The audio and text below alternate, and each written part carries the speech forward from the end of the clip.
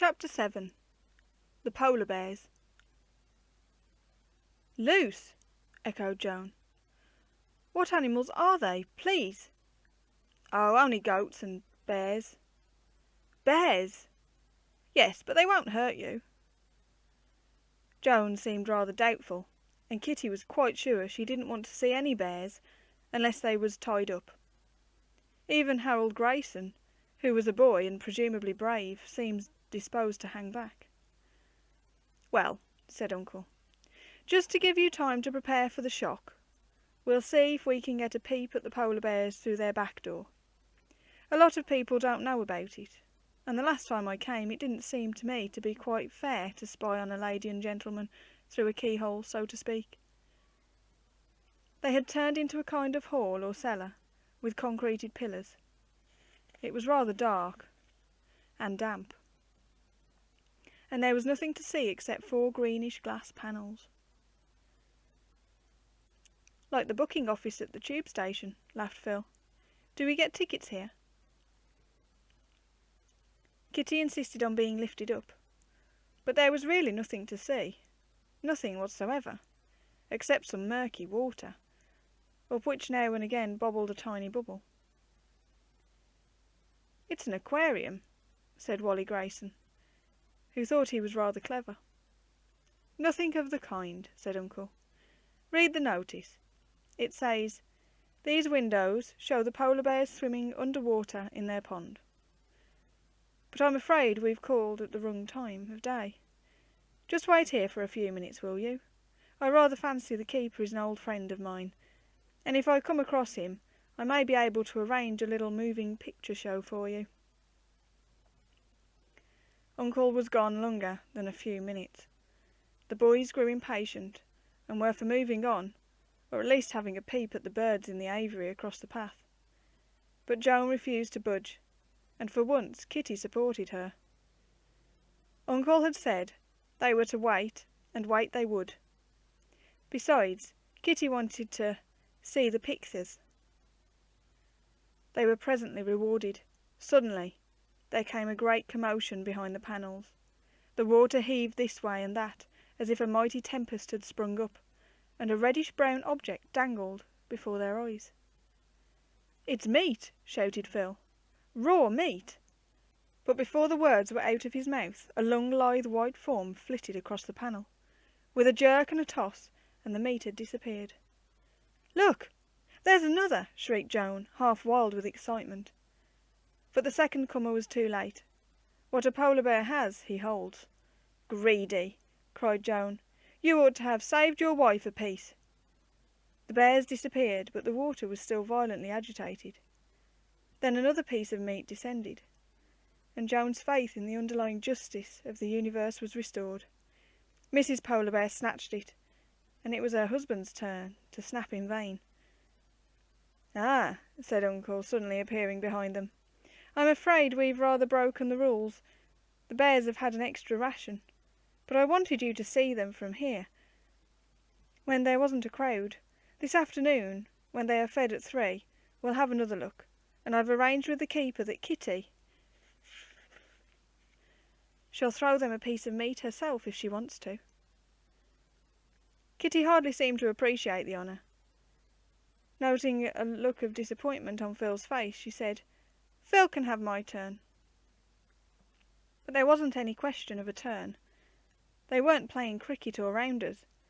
When Uncle led them up the steps to the terrace, and they could look down on the bears, Kitty was quite sure she had acted wisely. The animals seemed ever so hungry, and no one would ever think they had just gobbled up those great pieces of meat. Extras, too. One of the bears paced restlessly up and down by the edge of the pond, and when there wasn't room to turn, backpedalled, as Uncle called it, quite savagely. "Why don't they go in their water?" asked Kitty, who seemed to think she would be safer if they did. "Oh," said Uncle, "you can't expect them to live always in the water. We had to throw the meat to get them to go in just now. As a matter of fact, although polar bears live in the far north, where there is always ice and snow, they don't really like the cold, and much prefer to bask in the sun." It has even been found during very hot spells of weather, when tropical creatures, like our friend the leopard, have suffered intensely from the heat, that the polar bears have been quite happy and comfortable. All the same, they are very powerful swimmers and can dive as well, or almost as well, as the seals, which they spend most of their time in hunting. They can also climb. Climb! Interrupted Kitty, still apparently rather doubtful about her personal safety, though both Phil and Uncle had pointed out that the concrete wall of the bear's den was very steep, and that there was a forbidding row of curved iron spikes. Yes, climb. Just look at their feet. Do you notice anything? You can't see their toenails, said Joan. Uncle laughed. That wasn't exactly what I meant. Their nails, or rather claws, are worn. But they are long enough, I'll warrant, though I dare say the bears often wish they could sheathe them, as cats and tigers do. Try again. Their feet are very hairy, said Phil.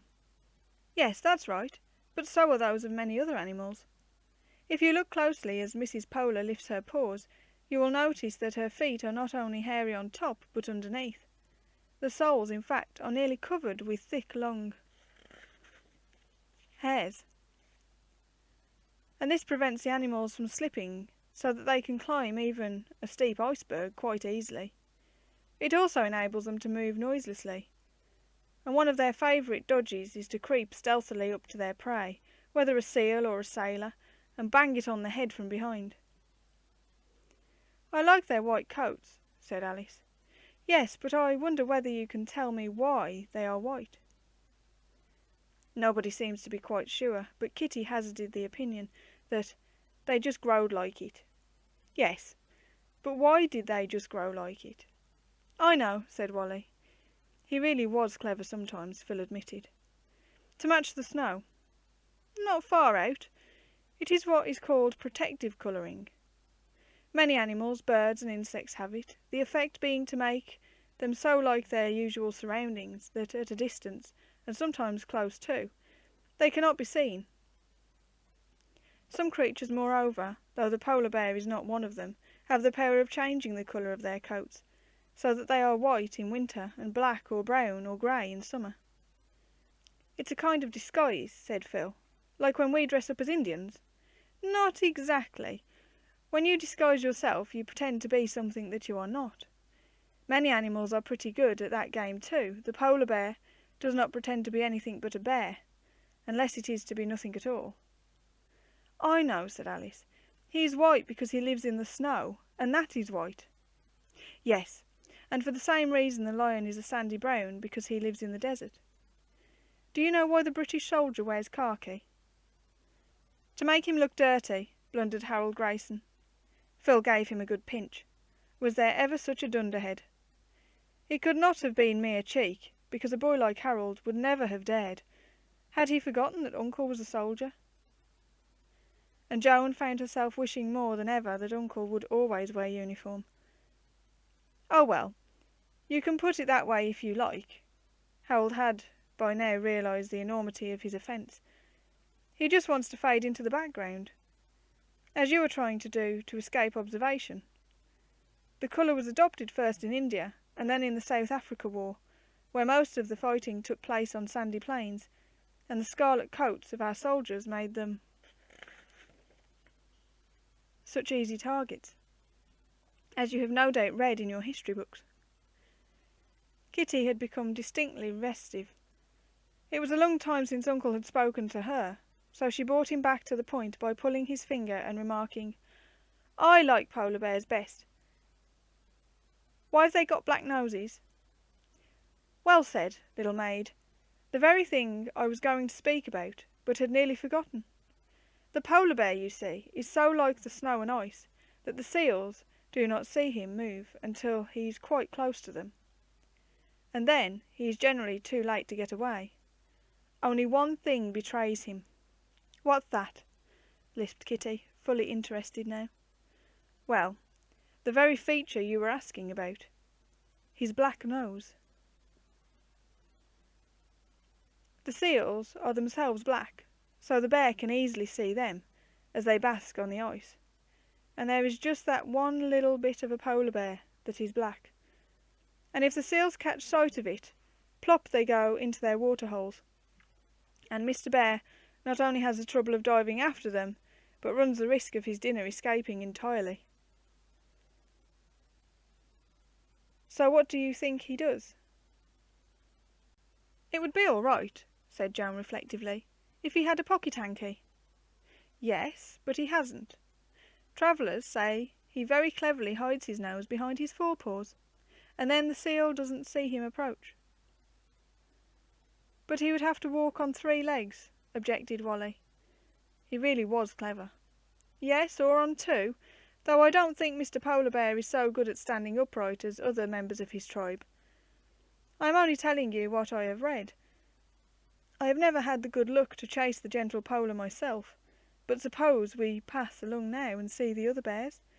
You know the old song. There are black bears and brown bears and white bears and tawny bears. But we're coming back this afternoon to feed the polars, aren't we? Asked Phil. At least Kitty is. This rather doubtfully.